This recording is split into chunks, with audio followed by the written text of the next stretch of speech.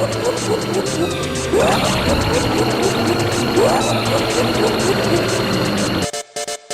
everyone, welcome. Justin M. Bailey here, and welcome back to JMB on RPG.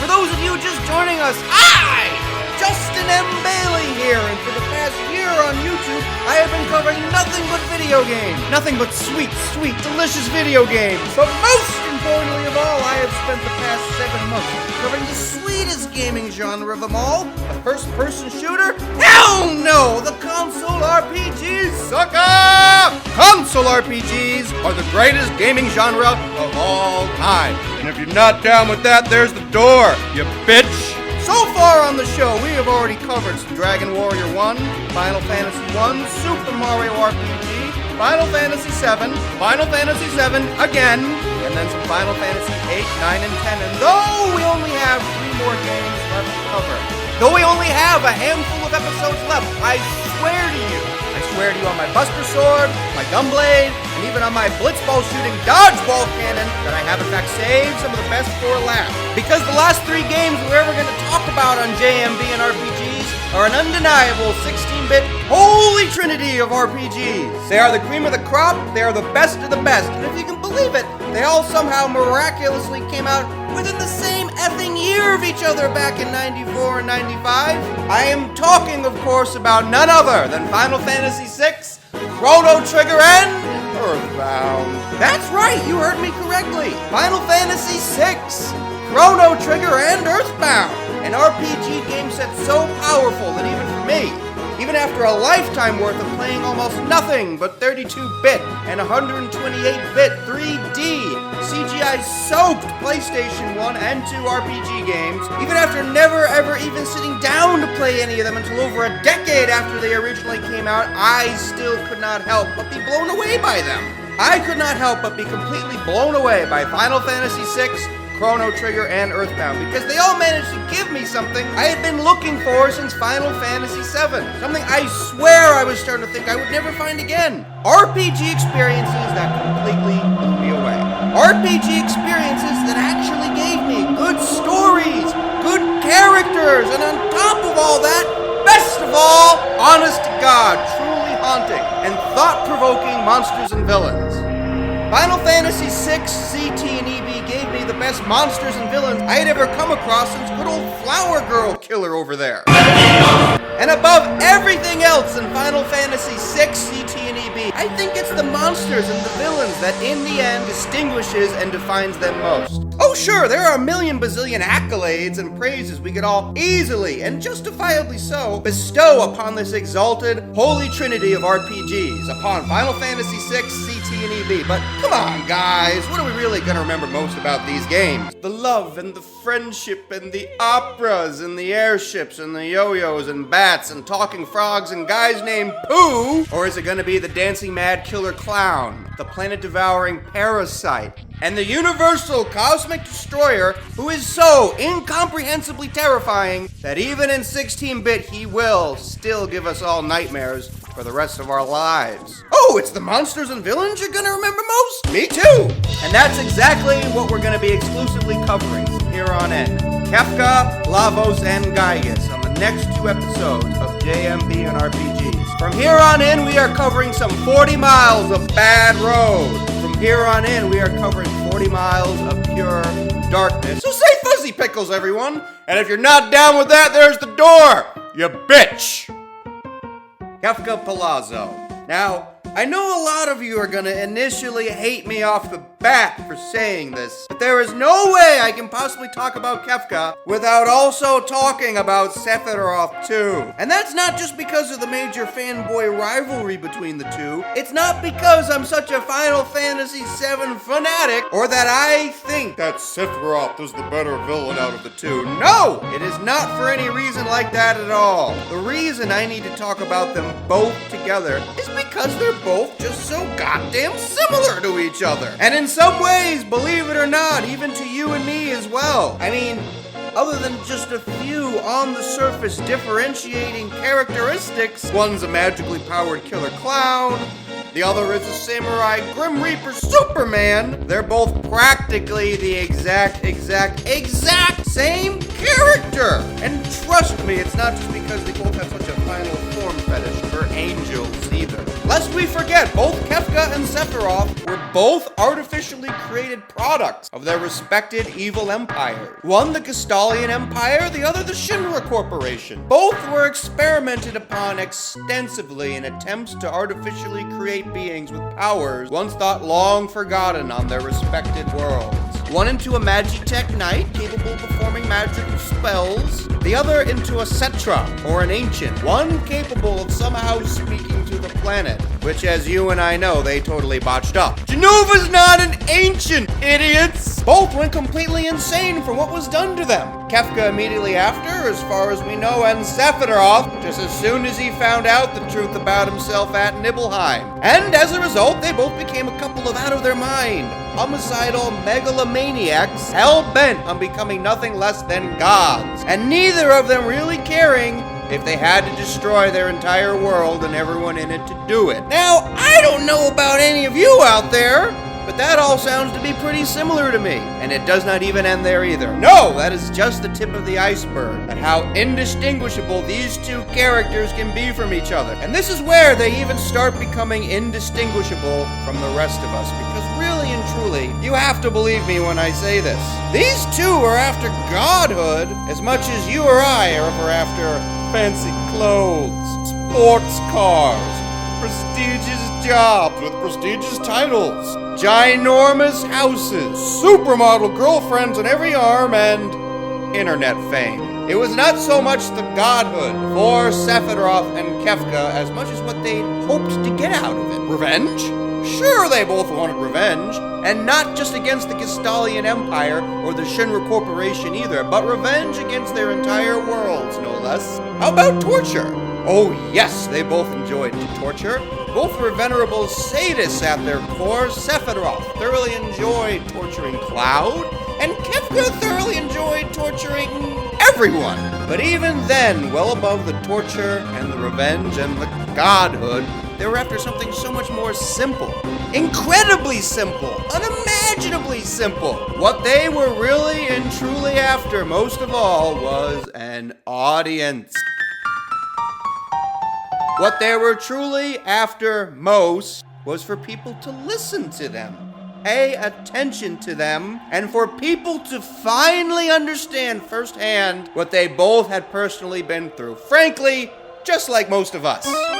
Do not even bother trying to lie to yourself about this. There are few things on this planet that any of us desire more than just some good old-fashioned attention and being understood. Now, as I've already said on episode 3 of JMB and RPGs, if Sephiroth really was just after godhood and the destruction of his planet, he really should have left Cloud and company locked up in their Shinra Tower prison cells. But in the least, he really should not have announced his diabolical plans to the entire effing world. Why did he do that? And for that matter, do you really think Kefka was any different either? True, Kefka came a whole lot closer to the whole godhood thing. But if he really was that serious about destroying his planet and all of existence and creating that monument to nothingness he got all worked up about at the very end, if he really was the true blue nihilist that everyone across the internet always makes him out to be, why did he not just fully and completely destroy the entire world and everyone in it just as soon as he had the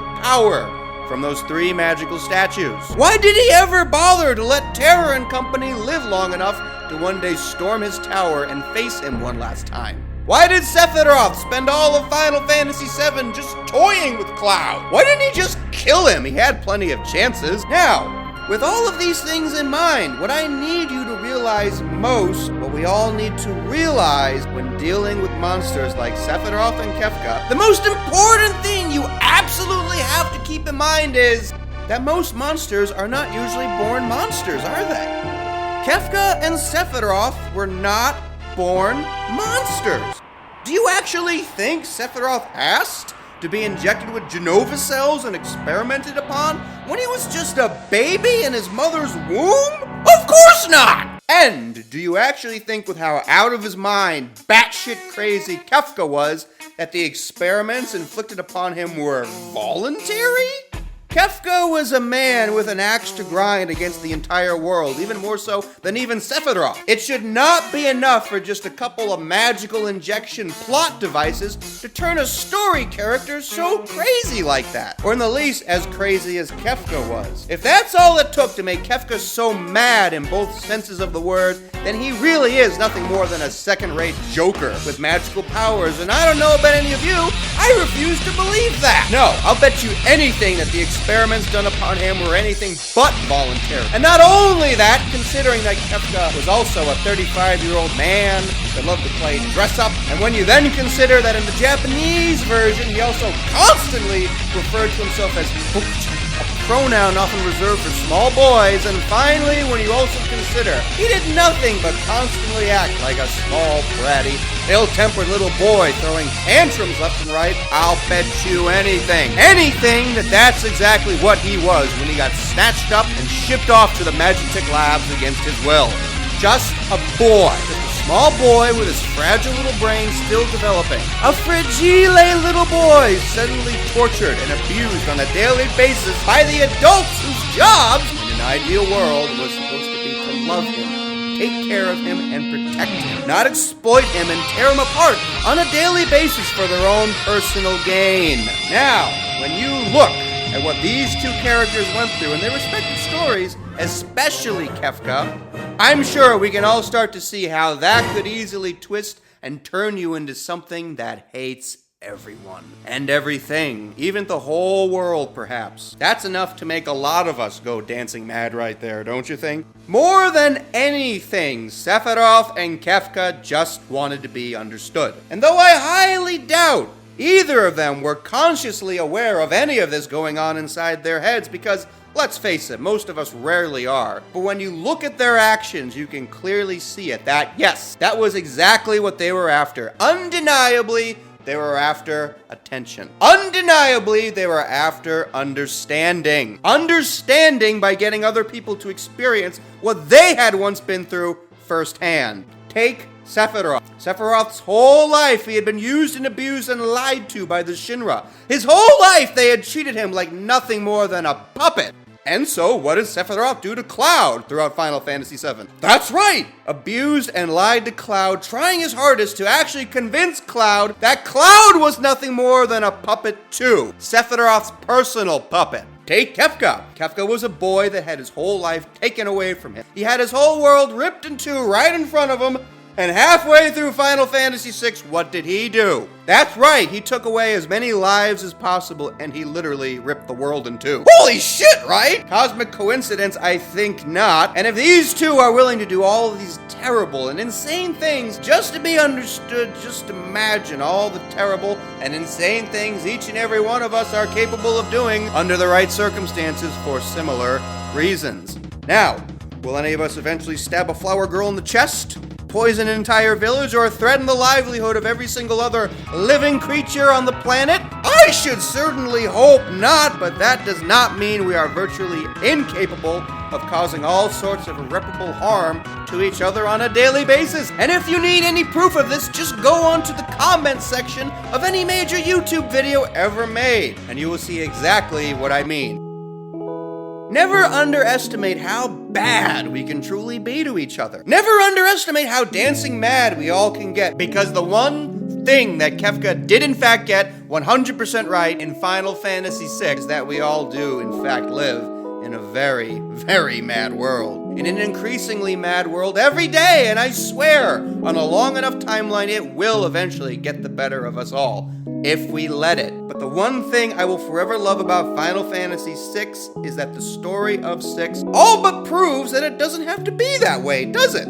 Final Fantasy VI all but proves that in spite of how mad and how cruel the world can be, and let's face it, the world gets pretty mad and cruel in that game, in no way does it mean we personally are left with no choice but to become something mad and cruel ourselves. No, there is always hope, because there is always choice. It does not matter how bad things get. We can always choose. We can always choose better. We can choose that when something terrible happens to us, like it did with Sephiroth and Kefka, we don't have to choose to become like them. We can choose to be good.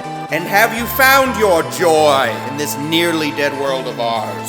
Kefka dared to ask Terra at the very end of 6. And Terra actually answered him back, yes, didn't she? Yes, because she did in fact find joy and love and hope, even in the world of ruin that Kefka had created. And every other character in 6 told it exactly the same thing. Yes, yes, yes. Yes, Kefka, there will always be joy in the world. Yes, Kefka, there will always be hope. And yes, these are things that not even someone like Kefka, with all his evil power, will ever be able to touch, let alone destroy. And Kefka could not believe his ears, could he? He could not believe what he was hearing for an instant. All that work, all those years of work and planning, and even after destroying half the world, nobody was getting the joke. Nobody was getting how meaningless, how hilariously pointless life is. They still refuse to get it. They still refuse to become like him, and you can almost see it on his little 16-bit pixelated face. In that moment, even Kefka knew the truth. In that moment, even Kefka knew that he had lost, and worst of all, that the joke was, and always had been, on him. I don't think he took it well, do you? This is sickening! You all sound like the chapters from a self-help pamphlet! And then and only then did he declare he was going to create that monument to nothingness. Because then and only then did Kefka really mean it. He would have actually rather destroyed all of existence than ever let a world continue where the joke had ever been on Kefka. You know, a lot of people like to say that Final Fantasy VI is a game with no main character, but you know, I respectfully disagree. I think Kefka is in fact the main character of 6, and that 6 is in fact nothing more than a cautionary tale. Warning, don't get too wrapped up in your personal shit. Yes, we all have bad stuff happen to us, and yes, some of us in fact have some absolutely terrible stuff happen to us, but that does not change the fact that it is still our world, and we can still make it whatever we want it to be. It's our world. We each unto ourselves have our own personal worlds. And if we are not more mindful, one day we will all wake up in worlds of ruin of our own design, just like Kefka. One day we might all wake up to find ourselves as monsters. One day we might all wake up to find that the joke was, and always has been, on us. I'm Justin M. Bailey. Please come join me again soon for some Chrono Trigger and Earthbound. Please come join me again soon for some Lavos and Giygas. If you dare.